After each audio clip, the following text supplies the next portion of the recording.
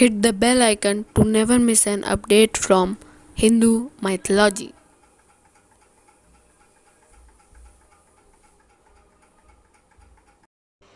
तो दोस्तों आज हम अपनी C3 यानी नवरात्रि त्योहार के बारे में बात करते हैं। तो चलिए दोस्तों वीडियो स्टार्ट करते हैं। दोस्तों नवरात्रि शब्द दो शब्द से बना है, नव जमा रात्रि।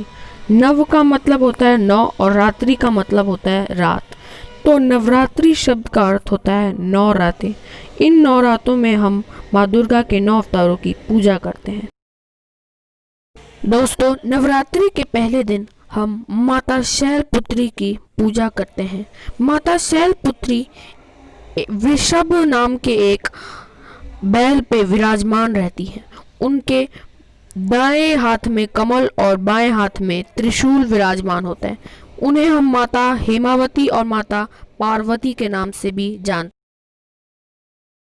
हैं। नवरात्रि के द्वितीय दिन माता दुर्गा के ब्रह्मचारिणी स्वरूप की पूजा की जाती है।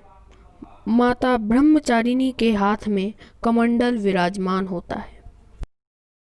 दोस्तों नवरात्रि के तृतीय दिन माता चंद्रघंटा की पूजा की जाती है।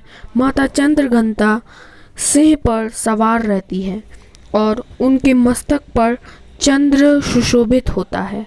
माता चंद्रघंटा के दाहिने हाथों में तीर और कमान और कमल विराजमान रहता है और उनके बाएं हाथ में तलवार, गदा और त्रिशूल होता है।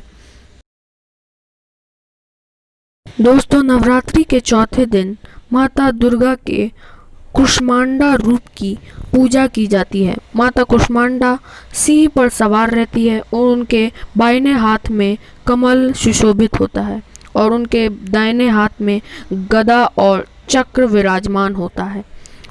कहते हैं कि माता कुष्मांडा की वजह से ही सृष्टि की रचना हुई थी। दोस्तों नवरात्रि के पंचम दिन माता स्कंद माता की पूजा की जाती है। माता स्कंद माता के गोद में प्रभु स्कंद बाल रूप में विराजमान रहते हैं और माता स्कंद सिंह पर सवार रहती है और उनके दोनों हाथों में कमल सुशोभित होता है। माता स्कंद माता प्रभु स्कंद को तारकासुर से लड़ने वक्त उन्हें मार्गदर्शन देती है। दोस्तों नवरात्रि के छठे दिन माता दुर्गा के कात्यायनी रूप की पूजा की जाती है। एक ऋषि हुआ करते थे, उनका नाम था ऋषि कत। उन्हीं ऋषि कत के एक पुत्र थे, उनका नाम था ऋषि कात्य और उन्हीं ऋषि कात्य के पुत्र थे कात्यायन। उन्हीं कात्यायन ने माँ दुर्गा से पुत्र प्राप्ति के लिए बहुत बड़ा यज्ञ किया था और उन्हें माँ कात्यायनी उनकी पुत्री के रूप में मिली थी और माँ कात्यायनी ने दैत्य महिषासुर का वध करने के लिए जन्म लिया था। माँ कात्यायनी सिंह पर सवार रहती है और उनके दोनों हाथों में कमल और तलवार सुशोभित होता है। दोस्तों नवरात्रि के 7वें दिवस को माता कालरात्रि की पूजा की जाती है।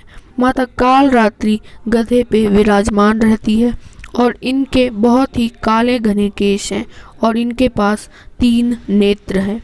माता कालरात्रि की ऊपरी भुजा वर मुद्रा में और नीचे वाली अभय और इनके पास एक खड़ग और एक लोहे का कांटा भी है और इन्हें माता शुभंती भी कहा जाता है।